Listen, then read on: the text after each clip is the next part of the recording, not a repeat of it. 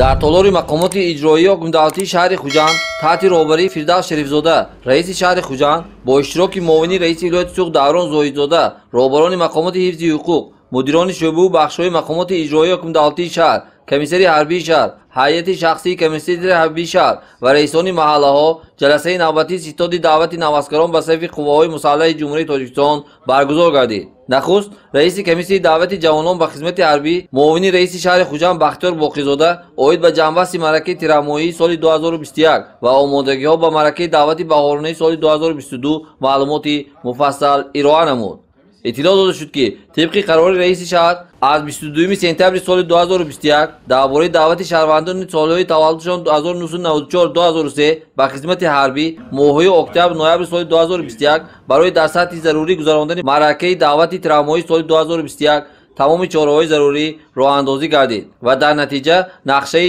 даъвати тирамоҳии навазкарон беш аз 101% иҷро гардид. бобати иҷрои вазифагузориҳои ҷиҳати омодагӣ ба даъвати баҳорона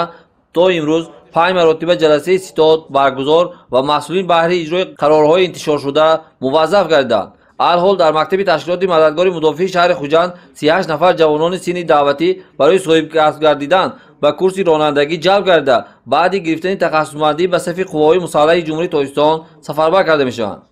сипас комиссари ҳарбии шаҳри Хуҷанд подполковник Қурбоналӣ Сулмонзода оид ба корҳои анҷомшуда дар самти омодагиҳо ба даъвати баҳоронаи навазкарон ба сайфи қувваҳои мусаллаҳи Ҷумҳурии Тоҷикистон маълумот манзур намуд. Даврон Зоҳидзода, муовин раиси вилояти Суғ, зимни баррасии масъалаи мазкур аз масъулини дахлдор оид ба иҷрои қарори раиси вилоят дар бораи гузарондани омӯзиши беш аз даъватӣ ва омода намудани шаҳрвандони соли таваллудаш 1995-2004 ба хизмати ҳарбӣ дар даъвати баҳории соли 2022 пурсиш ба амал оварда баҳри иҷрои саривақтии нақшаи даъвати ҷавонон ба хизмати ҳарбӣ дар маъракаи даъвати баҳории соли 2022 эшонро вазифадор кард. таъкид шуд ки омодагиҳо дар ин самт вусъат дода шаванд ва нақша пеш аз муҳлат бо сифат иҷро гардад.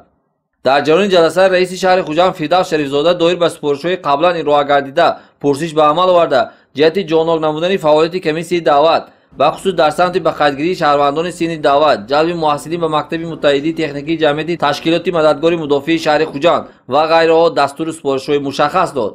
аз раисони маҳаллаҳо, шӯъбаҳои кор бо занон, робита бо ҷомеа, ҷавонон ва варзиш ва дигарон даъват ба амал оварда шуд ки ҳамоҳангиро бо комиссияи даъвати ҳарбӣ бахусус комиссарияти ҳарбӣ ҷонок намуда бо роҳандозии корҳои тарғиботӣ ташвиқотӣ бо мақсади баланд бардоштани ҳисси ҳарбӣ ватандӯстии шаҳрвандон баҳри иҷрои нақшаи даъвати ҳарбӣ мусоидатӣ фаъол намоянд.